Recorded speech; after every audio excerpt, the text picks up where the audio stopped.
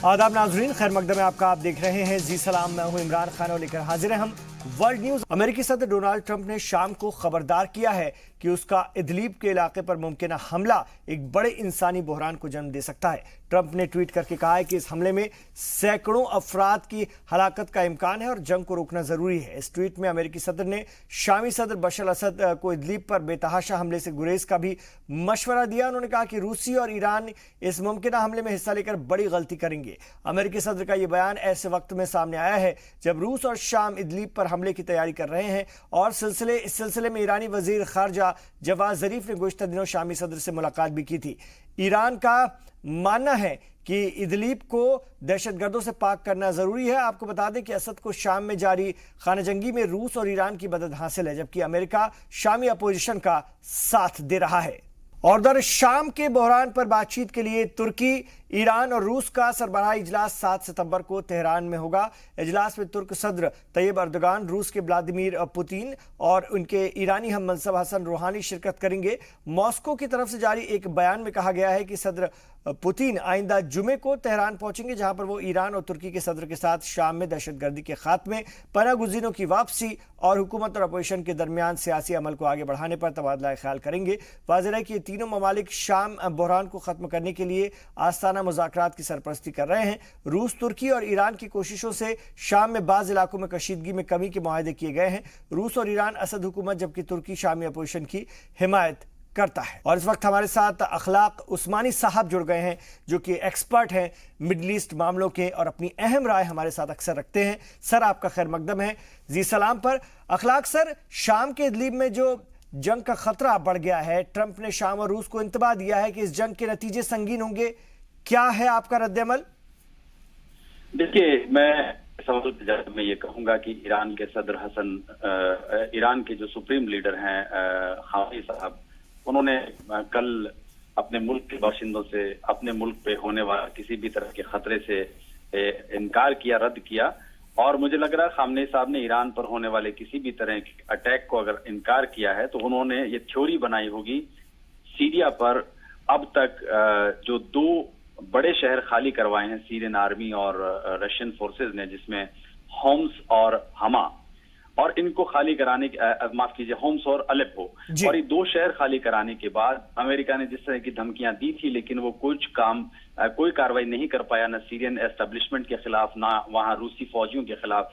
इसलिए मुझे बहुत ज्यादा इस बात की ही उम्मीद है कि इदलिब, जहां पर करीब 30 एयर स्ट्राइक्स सीरियन आर्मी के साथ मिलकर रशिया ने की हैं, और वहां जहां करीब 30 लाख सिविलियन लोग रह रहे हैं इदलिब के इलाके में, इसके बाद अमेरिकी धमकियों को ही माना जाए, क्योंकि इससे पहले भी इसी तरह सीरिया और रूस ने मिलकर अपने 2 शहरों को खाली कराया।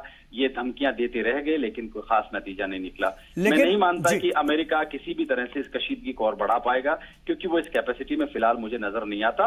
और ये बात मैं उस तारीखी पस मंजर के लिहाज से कह रहा हूं कि जब अलेप्पो और होम्स और दमिश्क यहां तक खाली हुआ, तब भी सिविलियन क्राइसिस की एक बात आई थी कि क्या ये दोनों, यानी सीरिया और रशिया की अफवाज मिलकर क्या अवाम का कत्ल करने जा रही हैं, लेकिन अमेरिका और उसके जो साथी हैं वो आगे नहीं बढ़ पाए थे। जी, क्या इदलीब के मसले को मुज़ाकरात के जरिए हल नहीं किया जा सकता? शामी अपोजिशन भी तो सीरिया का ही एक हिस्सा है। देखिए, ये सवाल बाज सहाफी मुझसे करते हैं और मैं उनसे एक ही बात कहता हूं कि पूरे सीरिया में जिनको आप रेबल ग्रुप बोलते हैं, इनकी तादाद 300 से ज्यादा है। तो सवाल यह है कि बात किससे की जाए। और अब जब पूरे सीरिया से ये लोग साफ हो गए हैं, तो अब इनका जमावड़ा इदलिब में हो गया है, जिसमें सबसे प्रोमिनेंट अल नुसरा और व्हाइट हेलमेट्स हैं। इन व्हाइट हेलमेट्स और अल नुसरा के साथ बातचीत के लिए रूस के जो वजीर खारजा हैं, उनके बयान को बड़ा इंपॉर्टेंटली समझना चाहिए। उन्होंने कहा कि डेडलॉक खुल नहीं रहा है और हमें लगता है कि इदलिब में जिन लोगों से हम बातचीत करना चाहते हैं वो रास्ता नहीं खुल रहा है, इसलिए उन्हें रुख अख्तियार करना पड़ रहा है। मुझे लग रहा है कि रिप्रेजेंटेटिव बचा ही नहीं पब्लिकली, हुकूमत बात करने के लिए आगे आए। अब जो इन इदलिब के लोगों की, सिविलियन की जान का जो हवाला अमेरिका और इजराइल दे रहे हैं, इस बात को समझना होगा कि कहीं ऐसा तो नहीं है कि अमेरिका और इजराइल मिलकर इदलिब में बचे हुए टेररिस्टों की परवाह कर रहे हैं, क्योंकि ये परवाह तो उन्होंने अलेप्पो में भी की थी। तो लेकिन यहाँ पर ये सवाल और भी पैदा होता है कि अमेरिका, रूस, ईरान, तुर्की सभी अपना अपना मफाद यहाँ पर देख रहे हैं और शाम के आम शहरी पिस रहे हैं। इसको इस तरह से क्या देखा जाना चाहिए? ये तो बिल्कुल 2000 क्राइसिस शुरू हुई थी, ये सवाल तो तभी से पूछा जाने लगा है। लेकिन देखिए, मैं आपके सवाल के जवाब में एक नई इंफॉर्मेशन, जो पुरानी इंफॉर्मेशन है लेकिन नए तरीके से रखना चाहता हूं, वो ये कि जितने टेररिस्ट जो सो कॉल्ड रेबल बनकर सीरियन हुकूमत के सामने खड़े हुए हैं और उन्होंने पूरे मुल्क को बर्बाद किया है, इन लड़कों में 80% नॉन सीरियन हैं। ये बहुत इंपॉर्टेंट बात है। और 100 मुल्कों के लड़के हैं इसमें अफ्रीका के काले लड़कों से लेकर सेंट्रल एशिया के, उज्बेकिस्तान के गोरे लड़कों से लेकर पाकिस्तानी, यहां तक कि कुछ भारतीय वहां पर गए थे। तो 100 मुल्कों के 80% लड़के सीरिया में किस आजादी की लड़ाई लड़ रहे हैं, मुझे तो ये बात बिल्कुल समझ में नहीं आती। जो 20% सीरियाई लोगों के साथ मिले हुए हैं, जो अपने आप को नाराज बता रहे हैं, लगातार रूस और सीरिया की हुकूमत ने कोशिश की है कि उनसे बातचीत या मुज़ाकरात हो जाएं, लेकिन ये जो 100 मुल्कों के लड़के हैं, इनको किसने जमा किया? अब इदलिब में ये जो बचे कुचे, जो एक पूरा एक जमावड़ा है, ये जो इस्लामिक यूनियन, जिसको मैं वहाबी यूनियन कह सकता हूं, ये मिलकर जो लड़ रहे हैं, मुझे नहीं लगता कि इनके पास अब कोई रास्ता बचा है, क्योंकि उसने सक्सेसफुली पूरे सीरिया को ISIS, अल-कायदा, अल-नुसरा के क्लब से निकाला है और इदलिब भी शायद वो लोग कामयाबी से निकाल लेंगे। ठीक है, बहुत बहुत शुक्रिया अखलाक उस्मानी साहब, आपने वक्त दिया और अपनी अहम राय रखी इस खबर पर, आपका शुक्रिया। तो ये आलमी उमूर के माहिर अखलाक उस्मानी साहब थे और अपनी अहम राय रख रहे थे सीरिया के मसले पर।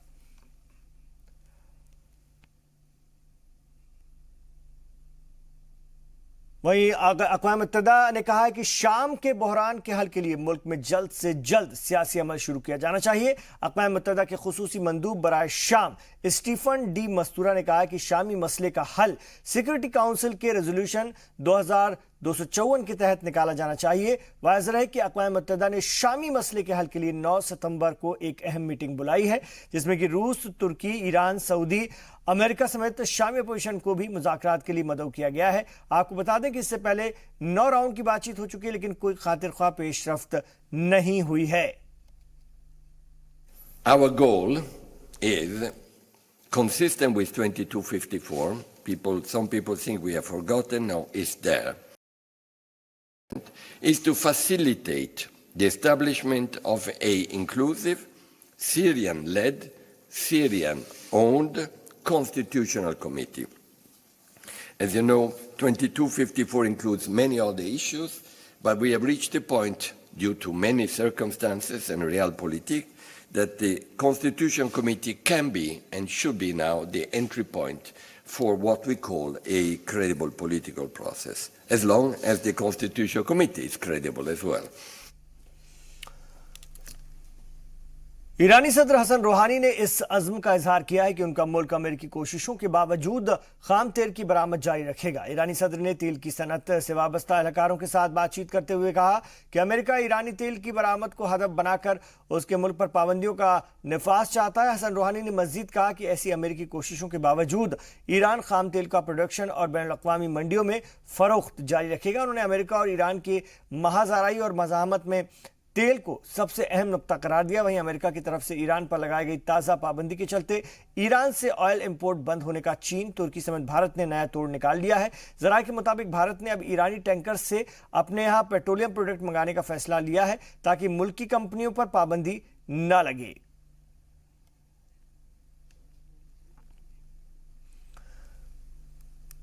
इधर लीबिया के दारुल हुकूमत त्रिपोली और उसके नवाही इलाकों में 2 मुख्तलिफ मिलिशिया के दरमियान जारी शदीद झड़पों में अब तक 50 से ज्यादा लोग मारे गए हैं, जबकि 138 अफराद जख्मी हो गए हैं। हुकूमत की जंगबंदी अपील का मुसल्लह ग्रुपों पर कोई असर नहीं हो रहा है। गुज़िश्ता दिनों इस लड़ाई का फायदा उठा करके त्रिपोली की एक जेल से 400 के करीब कैदी फरार हो गए हैं, जिनमें से कई साबिक तानाशाह मुअम्मर कद्दाफी के हिमायती थे।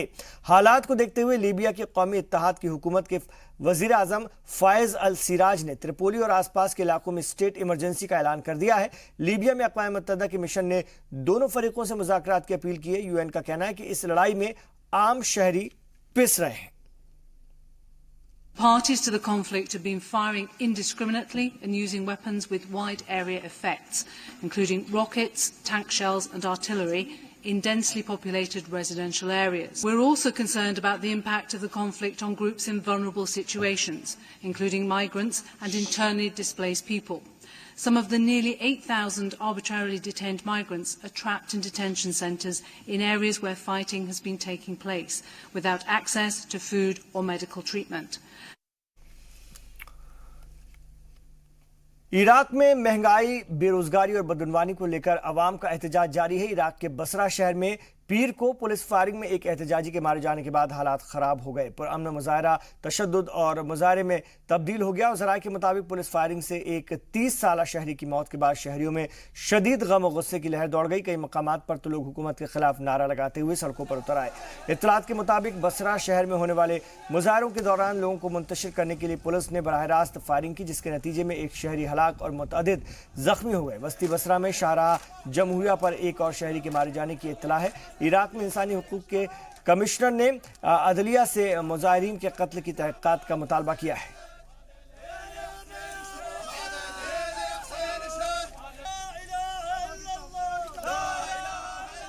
सऊदी अरब ने आखिरकार इस बात को कबूल कर लिया है कि गुज़िश्ता महीने उसने यमन में एक स्कूली बस पर हमला करके बड़ी गलती की। यमन के शुमाली सूबे सादा में एक स्कूली बस पर 9 अगस्त को सऊदी इत्तेहादी अफवाज ने फजाई हमला किया था, जिसमें कुल 40 मासूम बच्चों की मौत हो गई थी और 80 से ज्यादा लोग जख्मी हुए थे। पहले स्कूली बच्चों की मौत के पीछे सऊदी इत्तेहाद ने अपना हाथ होने से इनकार किया था। इत्तेहादी अफवाज के तर्जुमान नूरी अल मालिकी ने कहा कि फौज ने गलती से अटैक कर दिया था। उन्होंने कहा कि जिसने भी ये किया है उन्हें इसकी सजा मिलनी चाहिए। रियाद में प्रेस कॉन्फ्रेंस से खिताब के दौरान उन्होंने कहा कि बस पर अटैक करने के लिए ऑर्डर नहीं दिया गया था, जहां दीगर लोग भी थे। यमन में इस दर्दनाक हमले के बाद अक़वाम मुत्तहिदा ने जांच की मांग की थी। हमने सादी हमले की जांच की है। हमने गलत वक्त पर और गलत जगह बमबारी की। इस हमले के लिए जो भी जिम्मेदार हैं उन्हें उसकी सजा मिलेगी। तो आपको बता दें कि अब सऊदी अरब ने अपनी गलती मानी है इस हमले को लेकर और कहा है कि इसके लिए जो लोग भी जिम्मेदार हैं उनकी जांच कराई जाएगी और उन्हें सजा दी जाएगी। तो सऊदी अरब ने आखिरकार इस बात को कबूल कर लिया है कि गुज़िश्ता महीने उसने यमन में एक स्कूली बस पर हमला करके बड़ी गलती की थी।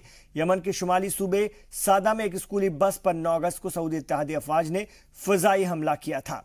और इस वक्त हमारे साथ शौकत भारती साहब जुड़ गए हैं, जो कि एक्सपर्ट हैं मिडिल ईस्ट मामलों के। आइए उनसे हम बात करते हैं इस खबर पर। सर, सऊदी अरब इत्तेहाद ने सादा हमले में अपनी गलती मान ली है, क्या कहेंगे? क्या देर आए दुरुस्त आए? देखिए, ऐसा है कि प्रेशर इतना ज्यादा था यूनाइटेड नेशन का, ठीक है जी। तो इस बात को इनको करना है, और अगर वाकई देर आए दुरुस्त आए वाला मामला है तो फिर ये बैठकर टेबल पर क्यों नहीं बात कर रहे। और इन्होंने भाई सिर्फ इससे माफी मांग रहे हैं और दूसरे हमले तो इनके जारी हैं लगातार। तो एक भाई देर आए दुरुस्त आए तो इसको नहीं कह सकते। ये गलती की, उसके बाद लगातार गलती तो करते ही चले जा रहे हैं ना। बिल्कुल। और ये जो जंग है, जितना आसान सऊदी अरब इसको समझ रहा था, ये उतनी आसान उसके लिए निकली नहीं। और एक बात ये बताइए कि जिन लोगों से जंग है वो कहाँ जाएंगे जी। इसराइल वो जा नहीं सकते, ठीक है। सऊदी अरेबिया वो जा नहीं सकते जी। जितने वो उनका घर है वो अपना घर छोड़कर कहाँ जाएंगे। अब उनके पास सिवाय लड़ने और मरने के क्या बचता है, ठीक है। तो बाकी लोग बाकी लोगों को तो शेल्टर दे रखा है, ठीक है। मंसूर हादी को शेल्टर दे दिया था सऊदी अरेबिया ने, हौतियों को तो शेल्टर देगा नहीं, ना उनको इसराइल शेल्टर देगा। तो हौती जाएंगे तो कहाँ जाएंगे, उनके लिए सिर्फ मरना है और लड़ना है, सीधी सी बात है। बहुत शुक्रिया शौकत भारती साहब अपनी अहम बात रखने के लिए इस खबर पर। उधर इंसानी हुकूक की पामाली की वजह से स्पेन ने सऊदी अरब को बड़ा झटका दिया है। स्पेन हुकूमत ने कहा है कि सऊदी अरब को 400 गाइडेड बम फराहम करने की डील को मंसूख कर दिया गया है। ये बम फरोख्त करने की डील सन 2015 में तय पाई गई थी। स्पेन के वजीर दिफा के मुताबिक मौजूदा खासतौर से सोशलिस्ट हुकूमत ने डील के तहत अदा की गई 10 मिलियन अमेरिकी डॉलर की रकम वापस करने का फैसला किया है। हुकूमती तर्जुमान ने डील की मनसूखी की तफसीलात बताने से इनकार कर दिया, लेकिन ऐसा समझ में आ रहा है कि अरब इत्तेहाद के जरिए यमन में इंसानी हुकूक की पामाली के सबब यह कदम उठाया गया है। आपको बता दें कि असलहा फरोख्त करने की सऊदी को असलहा फरोख्त करने की ये डील स्पेन की क़दामत पसंद हुकूमत के दरमियान तय पाई गई थी। अफगानिस्तान में सरगर्म जंगजू तंजीम हक्कानी नेटवर्क के सरबराह जलालुद्दीन हक्कानी की लंबी बीमारी के बाद मौत हो गई है। अफगान तालिबान के तर्जुमान ज़बीउल्लाह ने बताया कि जलालुद्दीन हक्कानी तवील अलालत के बाद अफगानिस्तान में इंतकाल कर गया। जलालुद्दीन गुज़श्ता 10 बरसों से फालिज की वजह से बिस्तर मर्ग थे और तालिबान ने हक्कानी को एक मिसाली जंगजू और मारूफ मजहबी स्कॉलर करार दिया है। वाज़ेह है कि पिछले कुछ साल में अफगान और नाटो अफवाज पर हुए कई हमलों के पीछे हक्कानी नेटवर्क रहा है। माना जाता है कि उसके बेटे सिराजुद्दीन हक्कानी ने 2001 में गुट की कमान संभाल ली है। अमेरिका ने हक्कानी नेटवर्क को सन 2012 में एक दहशतगर्द तंजीम करार दिया था। और पाकिस्तान तहरीक-ए-इंसाफ पार्टी के रहनुमा और फाउंडर रुकन डॉक्टर आरिफ अलवी को पाकिस्तान का नया सदर चुन लिया गया है। और अलवी ने पाकिस्तान पीपल्स पार्टी के उम्मीदवार एतराज अहसन और पाकिस्तान मुस्लिम लीग एन के उम्मीदवार मौलाना फजलुर रहमान को मात दी और मुल्क के 13वें सदर बने हैं। चारों सूबाई असम्बलियों के अलावा पार्लियामेंट के ऐवान बाला, सीनेट और कौमी असम्बली के अरकान ने सदारती इलेक्शन के दौरान अपने हक़ राय दही का इस्तेमाल किया। आरिफ अलवी को 212 वोट हासिल हुए। उनके करीब तरीन फरीक उनके हरीफ मुत्तहिदा अपोजिशन के मौलाना फजलुर रहमान 131 वोट ही हासिल कर सके। तीसरे उम्मीदवार पाकिस्तान पीपल्स पार्टी के एतराज हसन को 81 वोट मिले। नए सदर आरिफ अलवी रवा महीने की 9 तारीख को अहदे और राजदारी का हलफ उठाएंगे। बारगाह में शुक्र अदा करता हूँ। इसमें मुझ नाचीज का कोई कमाल नहीं है। मेरे ये साथी हैं जिन्होंने इलेक्शन लड़ा। पाकिस्तान तहरीक इंसाफ के वो वर्कर्स हैं जो मुख्तलिफ अदवार में 22 साल से लेकर कुछ 10 साल से लेकर कुछ 5 साल से लेकर कुछ 1 साल से लेकर जिन्होंने जद्दोजहद की। ये उनका कमाल है, ये उनका ताज है।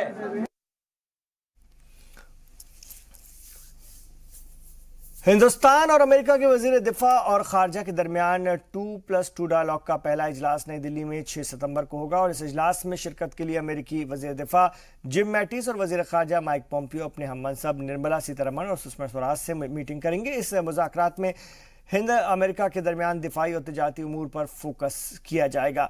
ज़राए के मुताबिक मीटिंग में अफगानिस्तान, ईरान समेत अहम मुद्दों पर बात होगी। हुकूमत ने वाज़ेह कर दिया है कि ईरान से तेल दरामद करने पर हिंदुस्तान आज़ादाना तौर पर फैसला लेगा। आपको बता दें कि ये मुज़ाकरात रवां बरस अप्रैल में शेड्यूल था, लेकिन इसे 2 बार मुलतवी किया गया। 2+2 डायलॉग का बुनियादी मकसद नई दिल्ली और वाशिंगटन के दरमियान ताल्लुकात को बेहतर करने के साथ साथ दिफाई और तिजारत के शुबे में ताउन को बढ़ाना है। लैटिन अमेरिकी मुल्क अर्जेंटीना माशी बहरान का शिकार हो गया है। लोग सड़कों पर उतर आए हैं। वो अपने मुस्तकबिल को लेकर फिक्रमंद हैं। अर्जेंटीना की सदर मॉरिसिया मैक्री ने मुल्क में पैदा हुए इमरजेंसी जैसे हालात और मुल्क की करेंसी पीसो की लगातार गिरती कीमत से मुकाबले के लिए कड़े कदम उठाने का फैसला किया है। मैक्री ने टीवी पर आवाम से खिताब करते हुए कहा कि अर्जेंटीना आमदनी से ज़्यादा खर्च करने की आदत बरकरार नहीं रख सकता। ज़राए के मुताबिक सरकार करीब आधे वजीरों को ओहदे से हटाने का ऐलान कर चुकी है। हालांकि सरकार ने अभी ये जानकारी नहीं दी है कि किन वजारत को बंद किया जाएगा। कुछ तनाज़ों और कुछ अनाजों और दूसरे उत्पादों के एक्सपोर्ट पर भी टैक्स बढ़ाने का मंसूबा है। मारिसिया मैक्री ने कहा कि वो मुल्क की मईशत को पटरी पर लाने की हर मुमकिन कोशिश कर रहे हैं। उन्होंने अपनी सरकार की गलतियों को भी तस्लीम किया है। समंदरी तूफान जेबी आज जापान के पश्चिमी साहिल से टकरा गया। जापान के मौसम महकमे के मुताबिक इसे 25 साल का सबसे तेज समुद्री तूफान माना जा रहा है। फिलहाल 162 किलोमीटर फी घंटे की रफ्तार से हवाएं चल रही हैं और समंदर में ऊंची ऊंची लहरें उठ रही हैं। और अब तक इससे 6 लोग मारे भी जा चुके हैं, जबकि मुतादिद जख्मी हुए हैं। भारी बारिश और ज़मीन खिसकने का इंतबाह किया गया। करीब 3 लाख लोगों को महफूज मकामात पर ले जाने की एडवाइजरी जारी कर दी गई है। रिपोर्ट्स के मुताबिक कंसाई एयरपोर्ट पर पानी भरने की वजह से उड़ानें रोक दी गई हैं और मुल्क भर में करीब 500 फ्लाइट रद्द की गई हैं। ओसाका और हिरोशिमा के बीच local high speed train service भी रोक दी गई है। जेबी इस मौसम का 21वां समुद्री तूफान है जो कि जापानी साहिलों से टकराया है। स्विट्जरलैंड के दिग्गज टेनिस खिलाड़ी रॉजर फेडरर अपने 6ठे यूएस ओपन खिताब जीतने की दौड़ से बाहर हो गए हैं। प्री क्वार्टर फाइनल में फेडरर को ऑस्ट्रेलियाई खिलाड़ी जॉन मिलमैन से हार का सामना करना पड़ा है। फेडरर यूएस ओपन में पहली बार टॉप 50 के बाहर रैंक वाले खिलाड़ी से हारे हैं। 55वीं रैंक वाले 29 साल के मिलमैन ने 20 बार के grand slam singles champion Roger Federer को 3-6, 7-5, 7-6, 7-6 से हराकर उनकी जीत की मुहिम पर ब्रेक लगा दिया। अब ऑस्ट्रेलियाई मिलमैन बूथ को अपने पहले ग्रैंड स्लैम क्वार्टर फाइनल में 2 बार के चैंपियन नोवाक जोकोविच से भिड़ेंगे। आपको बता दें कि फेडरर इस वक्त मर्दों के सिंगल्स में दुनिया के नंबर 2 खिलाड़ी हैं।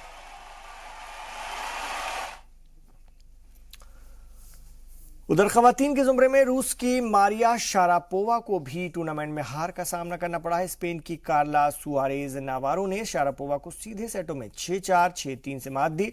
पीर को ही अपना 30वां बर्थडे मनाने वाली नवारो ने इस जीत के साथ क्वार्टर फाइनल में जगह बना ली है। शारापोवा सन 2006 में यूएस ओपन चैंपियन रही थी। उधर शारापोवा को हराने वाली सुआरेज नावारो ने इससे पहले साल 2013 में क्वार्टर फाइनल तक का सफर तय किया था। आपको बता दें कि 15 महीनों की डोपिंग का बैन खत्म होने के बाद शारापोवा ने पिछले साल अप्रैल में कोर्ट पर वापसी की थी, लेकिन 22वीं रैंकिंग रखने वाली शारापोवा वापसी के बाद से किसी भी ग्रैंड स्लैम के क्वार्टर फाइनल के दौर से आगे नहीं बढ़ सकी।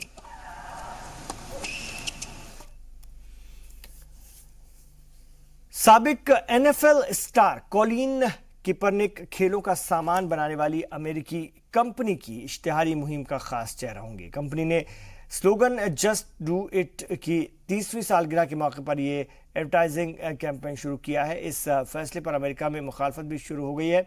कई शहरों में कंपनी के खिलाफ एहतजाज भी किया गया। वाज़ेह हो कि कॉलिन किपर्निक पर कौमी तराने की तौहीन करने का इल्ज़ाम है और 2016 सीजन के एक मुकाबले में से कबल जब कौमी तराना बजाया जा रहा था तब एहतराम खड़े होने के बजाय घुटने के वो लोग बैठ गए थे। बाद में दूसरे खिलाड़ियों ने भी इसका इत्तिबा किया था। सियासी और समाजी सतह पर यह मसला काफ़ी चर्चा में रहा था। डोनाल्ड ट्रंप समेत बुनियाद परस्त अनासर ने इन खिलाड़ियों पर पाबंदी लगाने का मुतालबा किया था। किपर्निक और दूसरे खिलाड़ियों ने नस्ली तासुब की बुनियाद पर स्याहफामों के साथ होने वाले जुल्म के खिलाफ एहतजाज करने के लिए ये तरीका अख्तियार किया था।